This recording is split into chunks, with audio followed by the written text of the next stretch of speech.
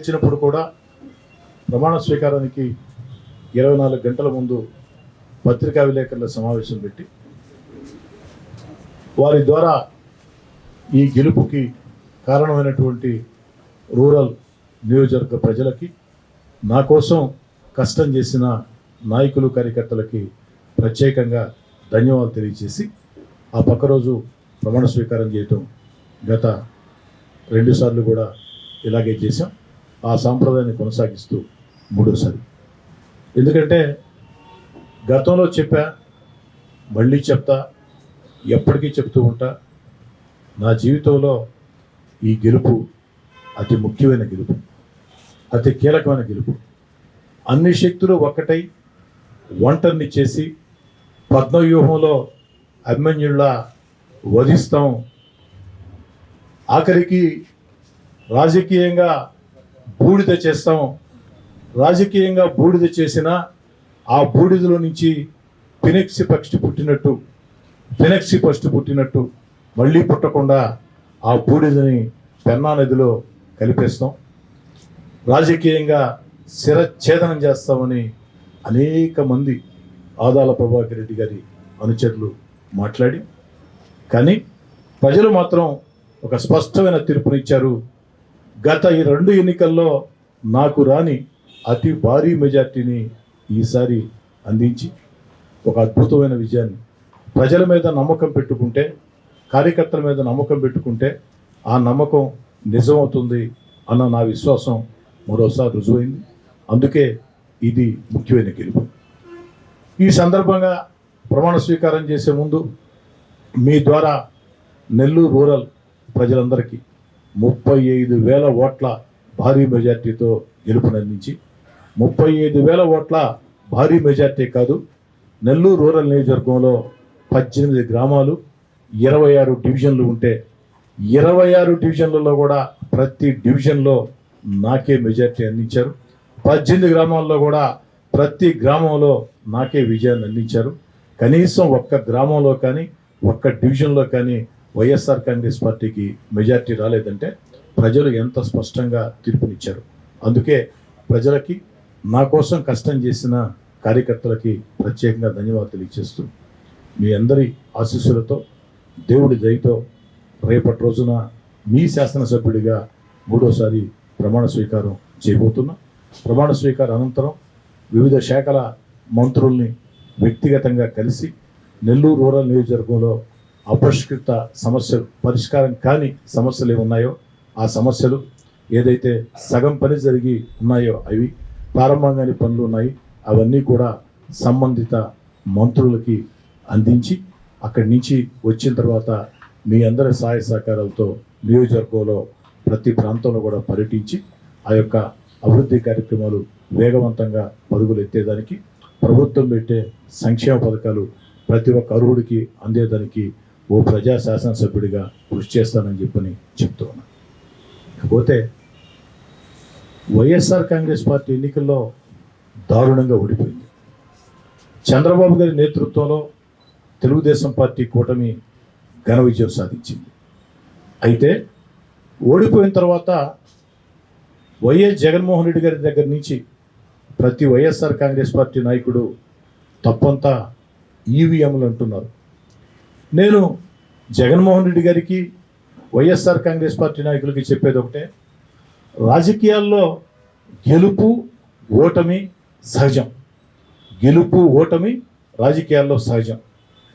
గెలిచామని విర్రవీగినా, ఓడామని భయపడినా, గెలిచామని విర్రవీగినా, ఓడామని భయపడినా, ఓడామని అడుగు వెనక్కి వేసినా అక్కడి నుంచే మన పతనం స్టార్ట్ అవుతుంది.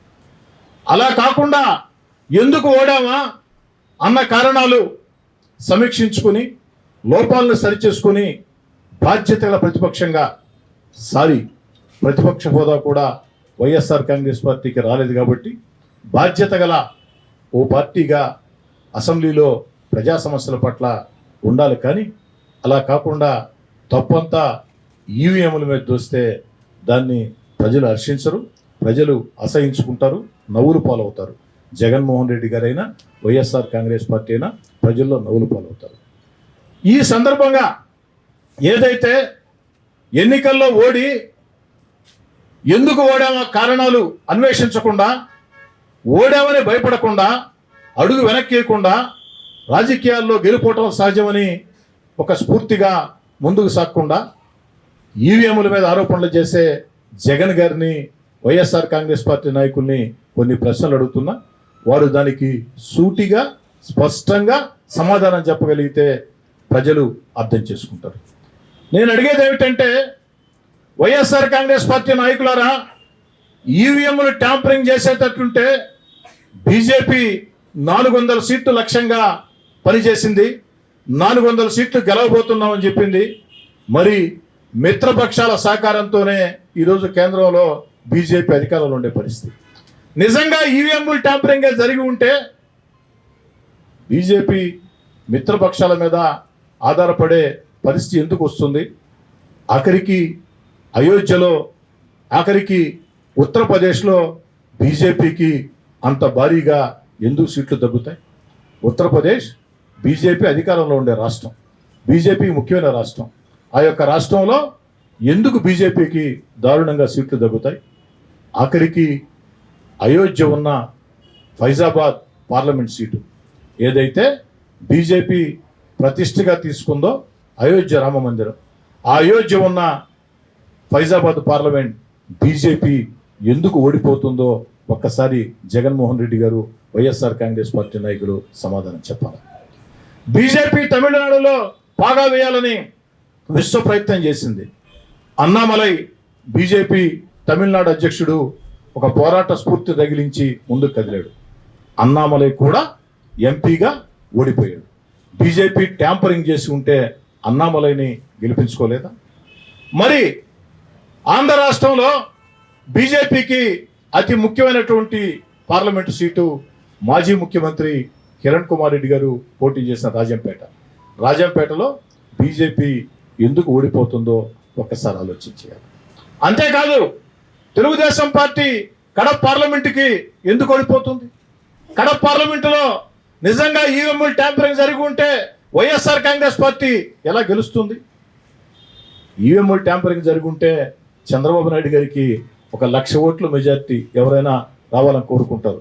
మరి చంద్రబాబు గారికి 1,00,000 ఓట్ల మెజార్టీ తెచ్చుకోలేరా ఈవీఎంలు ట్యాంపరింగ్ చేసి ఉంటే? అంతెందుకు, సంవత్సరం ముందే ఆంధ్ర రాష్ట్రంలో పట్టభద్రుల ఎమ్మెల్సీ ఎన్నికలు జరిగాయి. 108 శాసనసభ స్థానాల్లో 108 శాసనసభ స్థానాల్లో శ్రీకాకుళం నుంచి కడప దాకా తెలుగుదేశం పార్టీ. ఆ రోజు తెలుగుదేశం పార్టీ ఒక్కటే పోటీ చేసింది.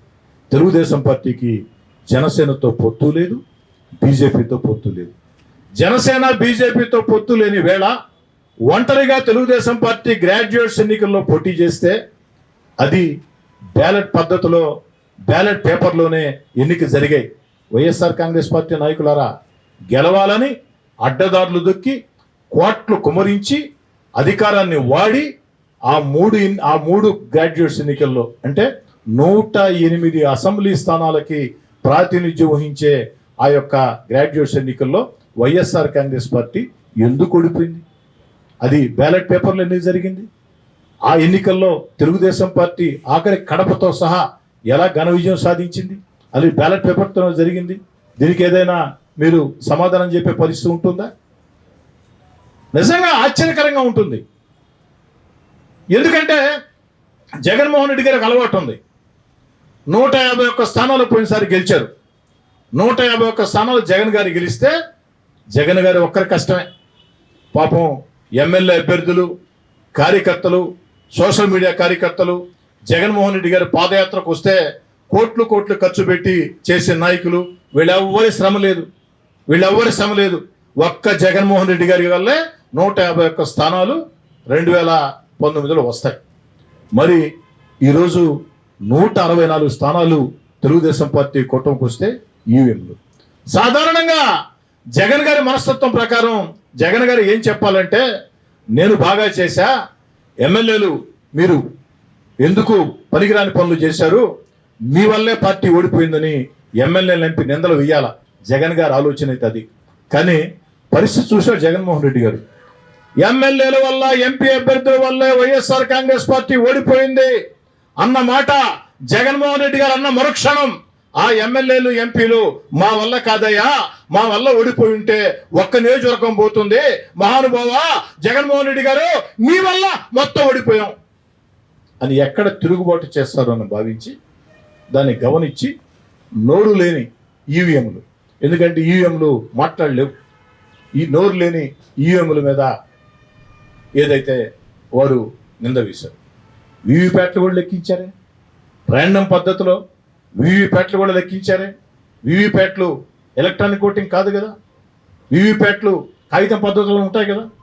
మరి ఈరోజు ఓటమిని హోందాగా అంగీకరించి ఆంధ్ర రాష్ట్ర చరిత్రలో ఇంత దారుణ ఓటమి ఏ పార్టీకి రాలేదే, మాకెందుకు వచ్చింది అన్న ఆత్మపరిశీలన చేసుకుని 5 ఏళ్ళు ముఖ్యమంత్రిగా నేను ఏం చేశాను, ఎక్కడ లోపం జరిగింది, ఎందుకు నష్టం జరిగింది, కాబట్టి కార్యకర్తల్ని ఏ విధంగా విస్మరించాను, ఎమ్మెల్యేలని ఎంత నీచంగా చూశాను, ఎమ్మెల్యేలని ఎంత బానిసల్లాగా చూశాను, ఎంపీలకు సైతం మంత్రులకు సైతం అపాయింట్మెంట్ ఇవ్వకుండా సాధారణ కార్యకర్తలకి పార్టీకి బంధం తెగిపోయింది.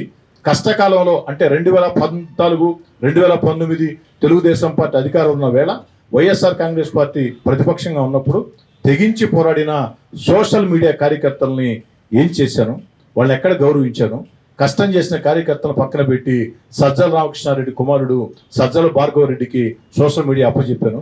ఇవన్నీ పొరపాట్లు. అదేవిధంగా అభివృద్ధిని మూలపడేశాను.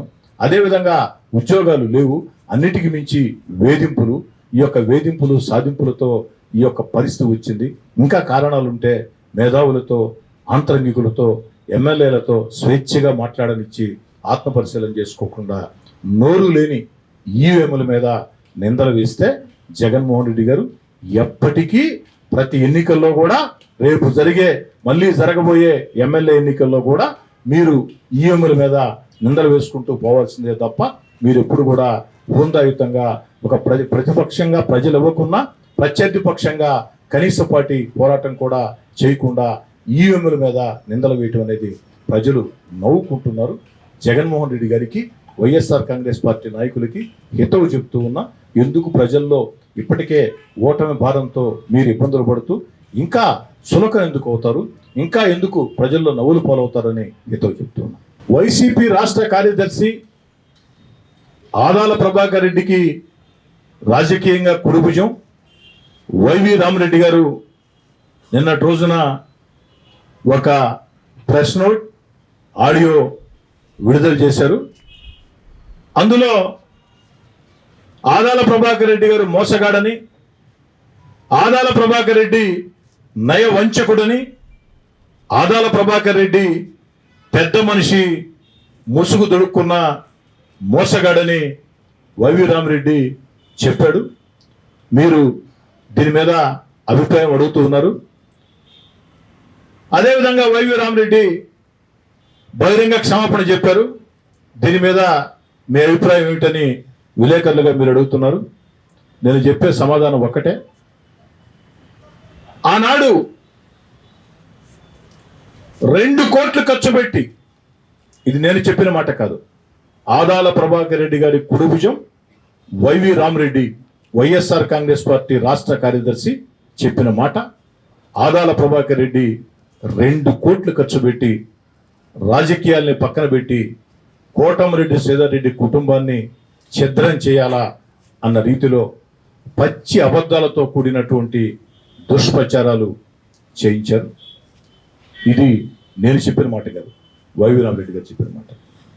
మరి ఆనాడు నా మీద దుష్ప్రచారం చేసిన రోజు నేను స్పందించలా, ఒక్క మాట కూడా మాట్లాడలా.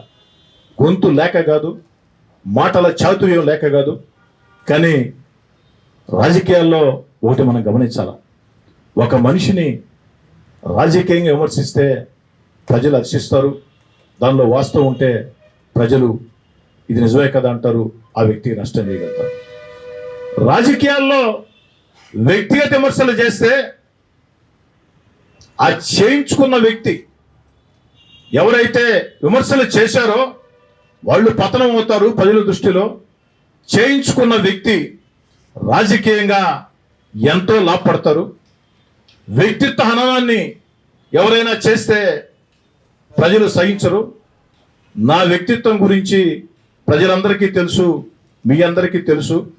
2 కోట్లు కాదు 20 కోట్లు ఖర్చు పెట్టి కోటమిరెడ్డి శ్రీధర్ రెడ్డి నామస్మరణ ఎంత చేస్తే ప్రజల్లో నేను అంతగా బతికుంటా, ప్రజల్లో నాకంత మేలు చేస్తుందని నమ్మి ఆ రోజు ఒక్క మాట మాట్లాడలే. నేను కాదు, ఈ ఆఫీసులో ఉండే నా సెకండ్ పిఏ శివాజాలు వారి సమాధానం చెప్పేదానికి, నా మీద దుష్ప్రచారం చేసిన వ్యక్తులకి, నాకు వ్యతిరేకంగా పచ్చి అబద్ధాలతో కూడుకున్న నీచాతి నిశమైన మాట్లాడే వాళ్ళకి సమాధానం చెప్పేదానికి నా మాటల చాతుర్యం, నా మాటలు పడలే. నా ఆఫీస్లో నా సెకండ్ పిఏ శివ ఉన్నాడు. ఆఫీస్ బాయ్గా ఈ ఆఫీస్లో చేరి కష్టపడి తెలివితేటలతో ఈరోజు నా పిఏగా సెకండ్ పిఏగా ఉండే పరిస్థితి. అబ్బాయి చాలు, కానీ దానివల్ల అవతలకు మేలు జరగదు. ఎలక్షన్ టైంలో అది కరెక్ట్ కాదు. వాళ్ళు ఎంత తిడితే మనకంత మేలు జరగదు. అందుకే నేను ఓర్చుకున్నా. ఆ రోజు స్పందించలా. ఈరోజు వారు బహిరంగ క్షమాపణ అంటున్నారు.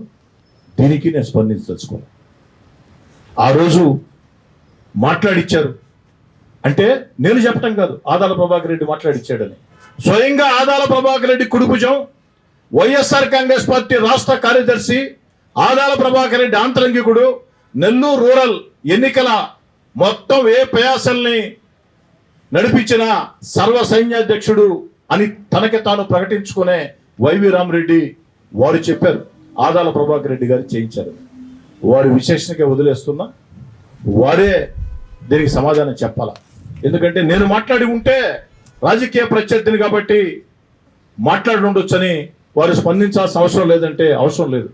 కానీ ఆదాలకు నేను సర్వ సైన్యాధ్యక్షుడిని, ఆదాలకు నేను మహామంత్రిని, వైఎస్ఆర్ కాంగ్రెస్ పార్టీ రాష్ట్ర కార్యదర్శిని, ఇది ఇది ఇది ఇది ఇది అంట చిటికిలేస్తా మాట్లాడిన వ్యక్తే. మరి ఆదాల ప్రభాకర్ రెడ్డి గారు మీ కుడిభుజం రాజకీయంగా చిటికల మీద చిటికలేస్తూ మాటలు చెప్పిన వైవి రామరెడ్డి, ఈరోజు మీరు 2 కోట్లు నా వ్యక్తిత్వ హననానికి పాల్పడేదానికి ఖర్చు పెట్టే బదులు ఆ 2 కోట్లతో రూరల్ నియోజకవర్గంలో కొన్ని వందల మంది పేద విద్యార్థులకి స్కూల్ ఫీజులు కట్టి ఉంటే మీకు పుణ్యం వచ్చి ఉండేది, కాస్త రాజకీయంగా మేలు జరిగి ఉండేది.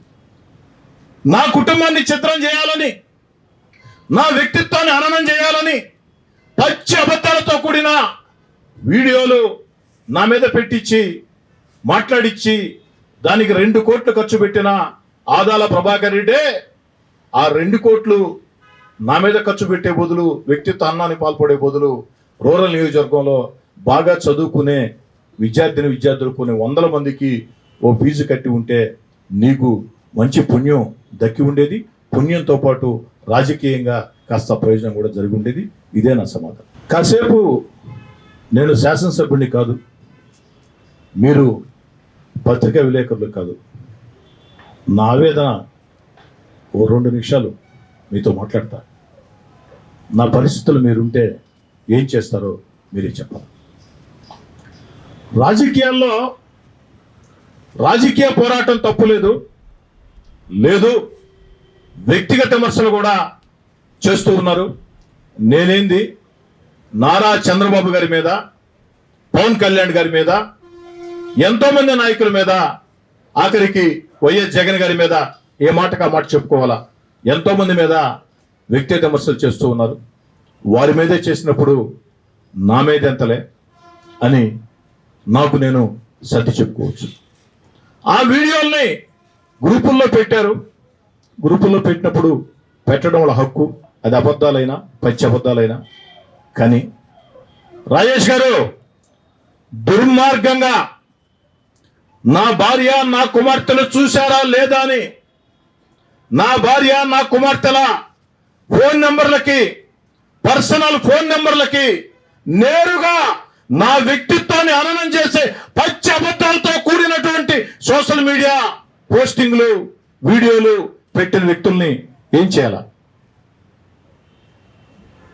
మీరే చెప్పండి. నా దృష్టిలో ఆ పెట్టిన వాళ్ళంతా కూడా రాజకీయ పిపీలకలు, రాజకీయ పిపీలకలు, బాల్ బచ్చే బకరగాళ్ళు, బాల్ బచ్చే బకరగాళ్ళు, బాల్ బచ్చే బకరగాళ్ళు, రాజకీయ పిపీలకులు. వారి చేత ఆదాల ప్రభాకర్ రెడ్డి నా వ్యక్తిత్వాన్ని హననం చేసే రీతిలో పచ్చి అబద్ధాలతో కూడుకున్న పోస్టింగులు సోషల్ మీడియాలో పెట్టడమే కాకుండా వారి చేత నా భార్య, నా ఇద్దరు కుమార్తెల ముగ్గురు ఫోన్ నెంబర్లకి నేరుగా పంపించారు. నా భార్య, నా కుమార్తెలు ఏం పాపం చేశారండి? చెప్పండి, మీరే చెప్పండి. ఏం చేయాలి వాళ్ళని? రాజేష్ గారు, నేను ఎవరికి భయపడను, జనకు భయపడతా. జగన్మోహన్ రెడ్డి గారు సర్వశక్తివంత ముఖ్యమంత్రి అందరూ భావించారు. అలాంటి జగన్మోహన్ రెడ్డి గారితో కుదరలా నాకు. మా మనసులు విరిగాయి, మా మనసులు కలవలా. 16 నెలల అధికారం ఉంది, ఎన్నికల్లో ఏమవుద్దో తెలియదు. కానీ అధికారాన్ని వదులుకుని శక్తివంతమైన ముఖ్యమంత్రి జగన్మోహన్ రెడ్డి గారితో వీధి పోరాటానికి సిద్ధమైనటువంటి ఓ రాజకీయ సైనికుడిని, సాక్షాత్తు సర్వశక్తివంతమైన ముఖ్యమంత్రి వైఎస్ జగన్మోహన్ రెడ్డి గారిని మనసులు కలవలా. నేను ఆఖరి దాకా జగన్ గారితో ఉండి ఆఖరిలో మోసం చేయొచ్చు, అలా నాకు ఇష్టం లేదు. నేను ఎందుకు జగన్ గారిని మోసం చేయాలా? 16 నెలల అధికారాన్ని వదులుకుని ఎన్ని ఇబ్బందులు పడ్డానో, ఎన్ని కష్టాలు పడ్డానో, ఎన్ని నష్టాలు పడ్డానో, ఎన్ని కేసులు పెట్టించుకున్నానో ఈ జిల్లా ప్రజలందరికీ, రాష్ట్ర ప్రజలకు మొత్తం కూడా తెలుసు. మరి అంత జగన్మోహన్ రెడ్డి గారినే ఒక రాజకీయ సైనికుడిగా వీధి పోరాటానికి సిద్ధమైన నేను, విజయమో వీర స్వర్గమో, గెలిస్తే విజయలక్ష్మి, ఓడితే స్వర్గం, వీర స్వర్గం మన కోసం ఎదురు చూస్తుందని ప్రాణాలకు తెగించి పోరాటం చేసిన వ్యక్తిని ఇలాంటి రాజకీయ పిపీలకాలు, బాల్ బచ్చే బకరగాళ్ళు, బాల్ బచ్చే బకరగాళ్ళు, రాజకీయ పిపీలకాలు ఈరోజు కాదు, నేను నా ఇంటికి నా భార్య, నా కుమార్తెలు పోస్టింగ్ పెట్టిన రోజే వాళ్ళని అన్ని రకాల శిక్షించగలుగుతా. ఆ శక్తి నాకుంది. అధికారం లేకుంటే ఇళ్ల ముందు మనుషులు కనపడరు చాలా మంది నాయకులకి. అధికారం ఉన్నా లేకున్నా నా కోసం రక్తం ధారపోసే, నా కోసం ప్రాణం ఇచ్చే నా కార్యకర్తలు నాకున్నారు. ఇది నాకు ఆ దేవుడిచ్చిన వరం, దేవుడిచ్చిన వరం.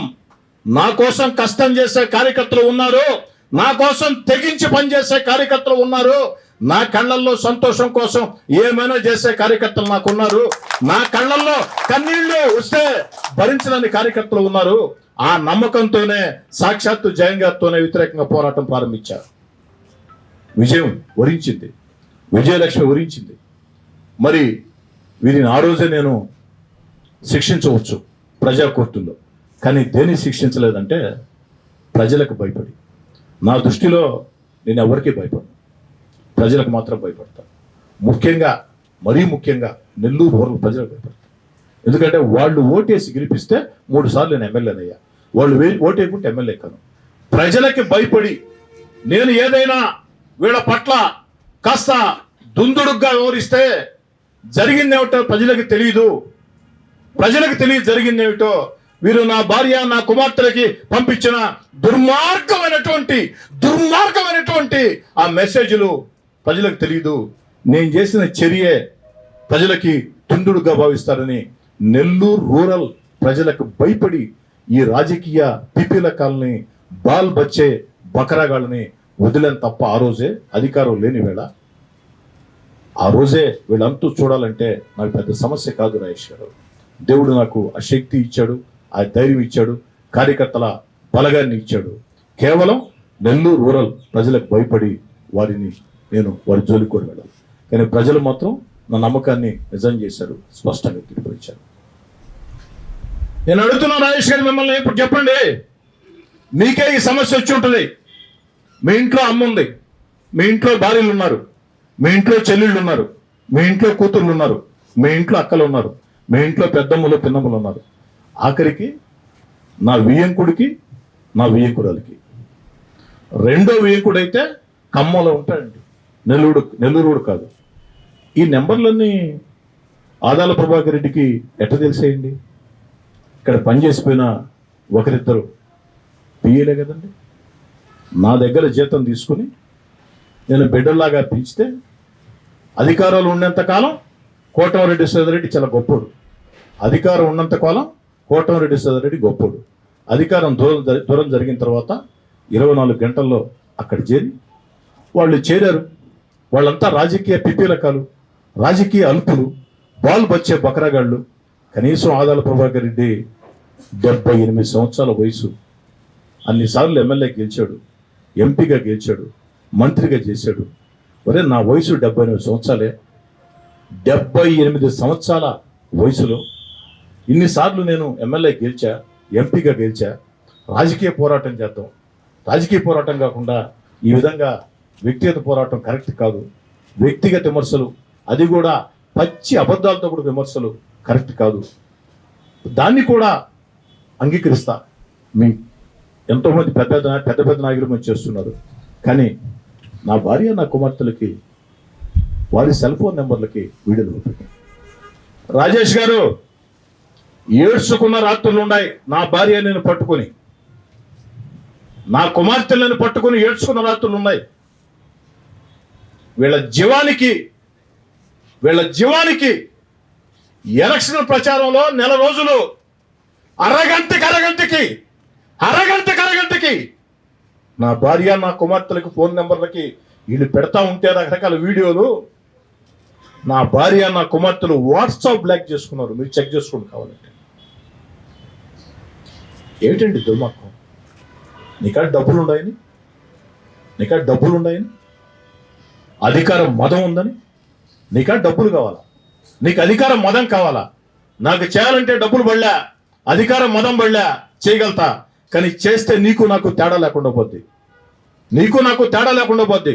నా తండ్రి స్థానంలో నువ్వు ఉన్నావు, నీ కొడుకు స్థానంలో నేనున్నా. ఆదాల ప్రభాకర్ రెడ్డి ఏం నా భార్య నా కుమార్తెలు ఏం ద్రోహం చేశారు మీకు? అరగంటకి. మరి పోలింగ్ రోజు అండి, పోలింగ్ రోజు 5 నిమిషాలకి 10 నిమిషాలకి కనీసం ప్రచారం అయిపోయింది కదా అని ముందు రోజు సాయంకాలం వాళ్ళు వాట్సాప్ ఆన్ చేస్తే మళ్ళీ వెంటనే ఫోన్లు. పోలింగ్ రోజు మార్నింగ్ ఫోన్లు ఆపేసిన పరిస్థితి. నా బిడ్డలు నా భార్య మేము పట్టుకొని ఏడ్చుకున్నామండి రాత్రుల్లో. అంత మానసిక క్షోభ పెట్టింది ఎవరండి?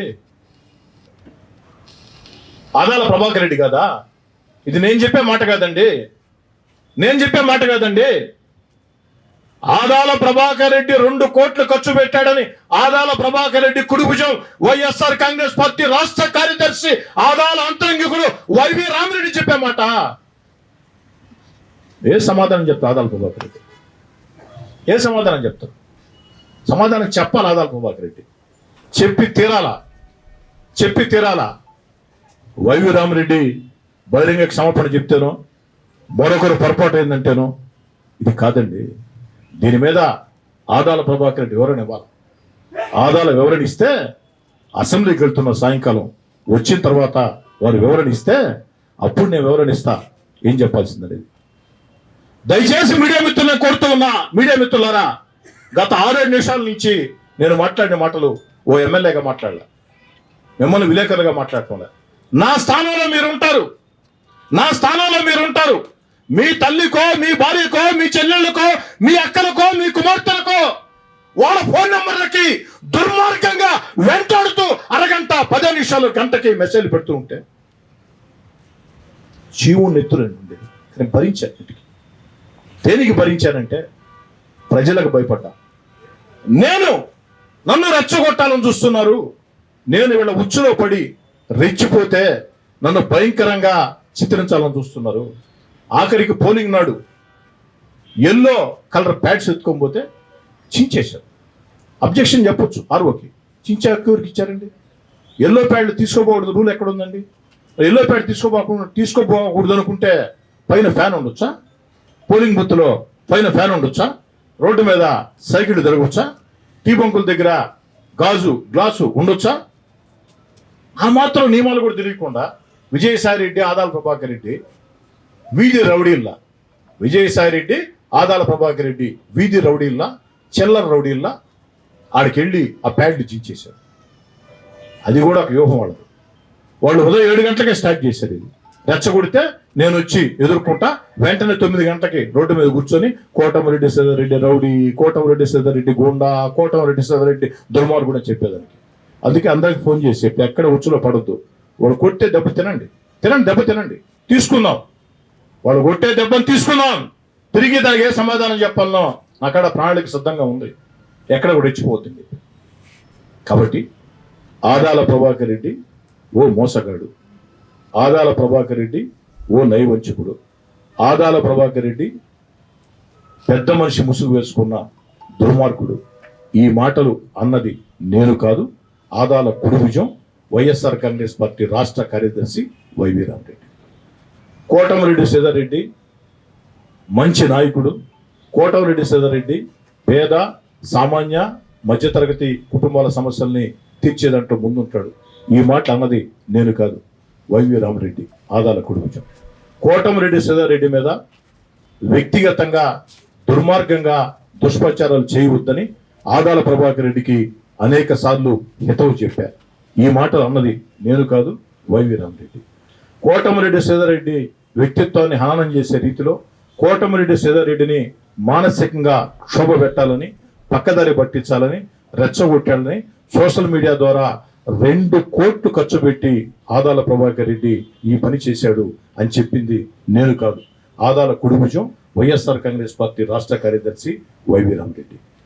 ఆదాలని నట్టేట్లో కార్యకర్తలు ముంచేసి వెళ్ళిపోయాడు. ఆదాల ప్రభాకర్ రెడ్డి నట్టేట్లో కార్యకర్తల్ని ముంచేసి వెళ్ళిపోయాడు. ఆ కార్యకర్తల ఉసురు ఆదాలకు తగులుతుంది అని చెప్పింది నేను కాదు, ఆదాల కుడిభుజం వైవి రామరెడ్డి. మరి కోటమిరెడ్డి శ్రీధర్రెడ్డికి బహిరంగ క్షమాపణ చెప్తున్నా అని చెప్పింది ఒక్కదానికి మాత్రం వైవి రామరెడ్డికి ధన్యవాదాలు చెప్పదలుచుకున్నా. ఈ విషయంలో కోటమిరెడ్డి శ్రీధర్రెడ్డి కుటుంబం ఎంత మానసిక క్షోభ అనుభవించి ఉంటుందో నేను అర్థం చేసుకున్నా. నేను చేసిన తప్పుని సరిచేసుకుంటున్నా, ఇది నాకు ఆ దేవుడిచ్చిన ఆలోచనగా భావిస్తున్నా అని చెప్పారు. దానికి మాత్రం వారి ధన్యవాదాలు. ఎవరైనా తప్పని తెలుసుకున్నారు కాబట్టి ఇప్పుడు బాల్ ప్రభాకర్ రెడ్డి కోర్టులో ఉంది. ప్రభాకర్ రెడ్డి గారు సమాధానం చెప్తే తిరిగి సమాధానం చెప్పేదానికి ఎప్పుడు సిద్ధంగా ఉంటాం, దాంట్లో ఏం తేడా లేదు. అందరికీ కుటుంబాలు ఉంటాయి. ఆఖరి విషయం, ముఖ్యమైన విషయం చెప్పడం మర్చిపోయారు మీకండి. నేను మా నాయకులు కార్యకర్తలు మొత్తం ఆదేశాలు ఇచ్చాను. ఎలక్షన్ ప్రచారం స్టార్ట్ అవుతున్నాయి. ఎక్కడైనా మీరు ముందుగా ప్రోగ్రాం పెట్టుకోమన్నా స్థానికంగా ఆదాల ప్రభాకర్ రెడ్డి గారైనా వారి కుమార్తె అయినా అక్కడికి వస్తే వాళ్ళ ప్రోగ్రామ్ని డిస్టర్బ్ చేయకండి, మీ ప్రోగ్రామ్ని క్యాన్సిల్ చేసుకోండి, మరో ప్రాంతంలో తిరగండి. ఆ ప్రాంతంలో వాళ్ళు తిరిగిన తర్వాత తిరగండి. ముఖ్యంగా ఆదాల కుటుంబ సభ్యులు, ఆదాల కుమార్తె ఇంకెవరైనా వస్తే గౌరవంగా చూడండి అని చెప్పని మా నాయకులు మొత్తం చెప్పారు. ఎక్కడ ఆదాల కుమార్తె గారు తిరిగితే మా వైపు నుంచి ఎక్కడ చిన్న పొరపాటు జరగదు. అదే నాగరాజు గారు మీరే సాక్ష్యం దీనికి. 29వ డివిజన్లో గాంధీనగర్లో నా 2వ కుమార్తె ప్రచారం చేస్తుంటే వైఎస్ఆర్ కాంగ్రెస్ పార్టీ నాయకులు వెంటబడి వైసీపీ జెండాలు చేత పెట్టుకుని ఆ రోజు అక్కడ వాళ్ళ కార్యక్రమం లేని కూడా లేదు. మాది 3 రోజుల ముందే సోషల్ మీడియాలో తెలియజేశాం నా కుమార్తె ప్రచారం చేస్తుందని. వెంటబడి హేళన చేస్తూ ఆ వ్యక్తిని, ఆ హేళన చేసిన వ్యక్తిని శిక్షించాలంటే 15 నిమిషాలు పని. నాకు ఈ రోజు కాదు, ఈ రోజు అయితే ఆలోచన చేయడం కూడా వేస్ట్. ఆ రోజే 15 నిమిషాల పని. కానీ అక్కడ కూడా ఇదే ప్రజలకు భయపడ్డాం.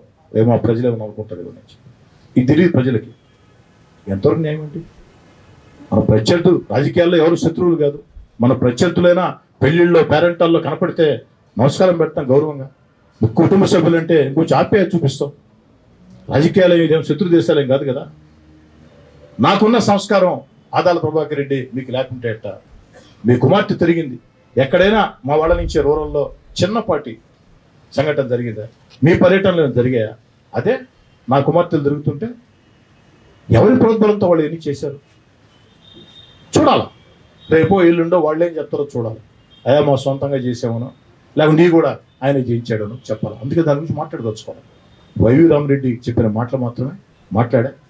దయచేసి మీడియా మిత్రులారా, నా మానసిక పరిస్థితి, నా భావోద్వేగాలు అర్థం చేసుకోండి. నేను ఏటికి బాధపడటం. నువ్వు రాజకీయంగా నన్ను తిట్టు, వ్యక్తిగతంగా కూడా నన్ను తిట్టు.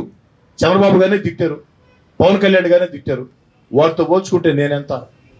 లోకేష్ గారిని తిట్టారు, నేనెంత వారితో పోల్చుకుంటే? ఒకరు సుదీర్ఘ అనుభవం ఉన్న వ్యక్తి చంద్రబాబు నాయుడు గారు జీవితంలో ఏ రోజు కూడా కన్నీటి బుట్టు కాల్చాలి. చంద్రబాబు నాయుడు గారు ఈ రాష్ట్రంలో కాదు, 2 తెలుగు రాష్ట్రాల్లో చంద్రబాబు గారు లాంటి రాజకీయ అనుభవజ్ఞుడు ఎవరూ లేరు. ప్రత్యర్థులు సైతం అంగీకరించాల్సిందే. ఈ దేశంలోనే ఒక 5-6 మంది ఉంటే సుదీర్ఘ చరిత్ర కలిగిన వాళ్ళు ఒక నవీన్ పట్నాయక్ గారు, అలాంటి వాళ్ళల్లో చంద్రబాబు గారు ఒకరు. అలాంటి చంద్రబాబు గారు అలిపిరి వద్ద బాంబుల దాడులు జరిగితే, ల్యాండ్ మైన్స్ పేలితే కూడా కన్నీళ్లు పెట్టాల. అలాంటి చంద్రబాబు గారిని నిండు శాసనసభలో ఏ విధంగా అవమానించారో కన్నీళ్లు పెట్టారో తెలుసు. నన్ను సర్ది చెప్పుకున్నా, వాళ్ళనే చెప్పారు, వాళ్ళే చేశారు. కానీ నేను తీవ్రంగా బాధపడేది ఏమిటంటే, నా భార్య నా కుమార్తెలు ఏం చేశారు?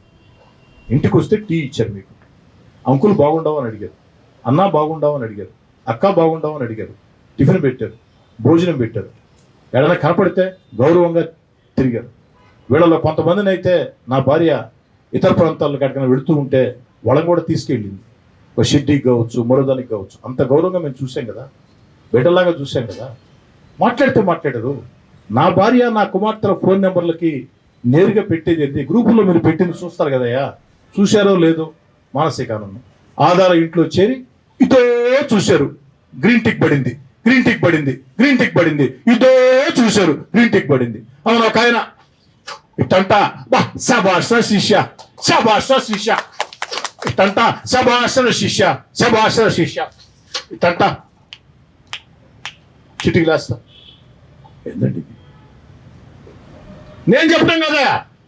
నిన్న ఆధార కుడిభుజం వైసీపీ రాష్ట్ర కార్యదర్శి వైవి రామిరెడ్డి చెప్పారు, ఇదంతా ఆదాలు చేయించాడు. అంటే వారు వివరణ ఇవ్వాలి. వారు వివరణ ఇవ్వకుండా కూడా నేను మళ్ళీ మాట్లాడతాను. అసెంబ్లీ నుంచి వచ్చి మాట్లాడాల్సిన భాష ఉంటుంది. నేను గమ్ముగుండా కూడా మా నాయకులు కార్యకర్తలు గమ్ముండేటట్లేరు. నేనేం అడుగుతున్నాను? ఆదాల గారి గురించి ఒక్క మాట నేను పొరపాటు మాట్లాడలా.